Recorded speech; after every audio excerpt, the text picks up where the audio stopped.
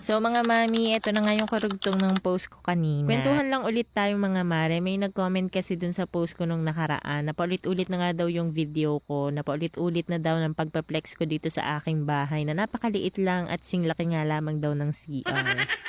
Siguro nakakaangat-angat yun sa buhay at maganda ang bahay. Okay lang naman sa akin mga mare na maliit lang yung bahay ko, at least 'di ba na may maintain ko yung kalinisan. Pasensya naman kung kasing laki lang ng CR nyo yung bahay ko.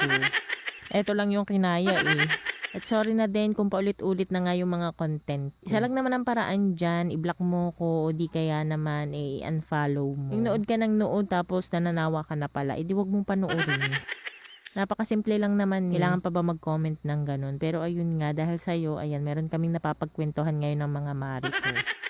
Pero biro mga mare ha, yung mga ganyan tao talaga. Kapag ganyan yung mga comment nila, palaging nakalaki yung mga profile nila. Parang ginawa na lang talaga nilang trabaho yung panlalait. Hindi ka ba natatakot na baka kuhanin ka kaagad ni Lol? Kidding aside mga mare, ayun lang, na-share ko lang naman. So dito na nga tayo sa aking video at talaga namang malayo na nga yung topic natin sa ginagawa ko. Alam ko kasi na marami din talaga dito yung mga chismosa, kaya naman ayan, chinismis ko na muna sa inyo.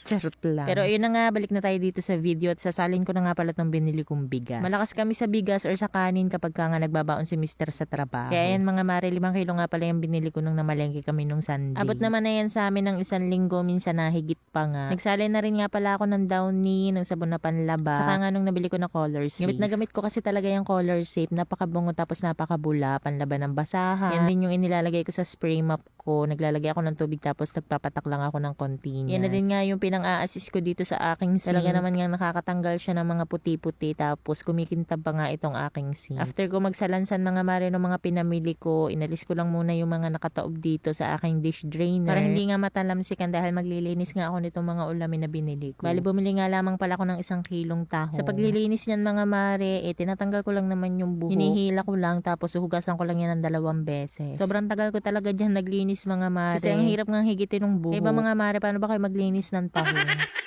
Yun lang kasi talaga ang alam ko. Tinatanggal ko lang yung buhok tapos huhugasan ko ng 2 beses. Hirap na rin kasi talaga akong mag-isip ng ipapaulam kay Mr. Kaya naisip ko nga na tahong, hipon at saka bangus na nga lang yung bilhin kong ulam. Kasi nung mga nakaraan, manok, baboy, tsaka isda nga yung ulam na. Medyo nananawa na nga kami tsaka wala na rin nga akong maisip na luto. Kaya ito na muna. Actually mga mare, naluto ko na nga yan tahong nung Monday. Tapos nung Tuesday, nag-Shanghai naman ako at naggulay ng kalabasa at sitaw. Tapos ito kaninang umaga, ito yung niluto ko. Sinigang na hipon. At hindi ko na nga yan nilagyan ng kahit na anong gulay. Talagang dahon lang ng kangkong. Kapag ganito kasing hipon or sinigang na hipon, talagang mas masarap na hipon lang talaga tsaka kangkong. Para sa akin ha, kasi minsan natitira lang yung mga gulay. Pag wala ng laman, nakakatamad na rin kasi talagang kainin yung mga gulay-gulay na natira. Sa paglilinis naman itong hipon, tinanggalan ko lang yan ng bituka, tapos tinanggal ko lang yung mahahabang sungo. Ganun lang, tapos 2 beses ding hinugasan. Kaya naman minsan lang ako bumili nito kasi tinatamad nga akong maglinis niya. Lalo na yun doon sa may tahong. Next ko naman ngang huhugasan ay itong bangus. Pinatanggalan ko na nga pala yan ng tin. Medyo mahal ngayon ang kilo ng bangus. Nasa 200 plus na nga yan. Medyo maliit lang yan. Pero isang buo nga pala. Pinalinisan at pinahiwa ko na nga lang sa palengke kasi hindi ako marunong maglinis. So bali, ang luto ko naman dyan, ibabangus steak ko na nga lamang para may sabaw din. Pag may bata kasi kailangan talaga palaging may sabaw. So yun lang naman yung binili kong ulamin. Tapos nagdagdag lang ako nitong mga dilat. Aabot naman sa amin yan ng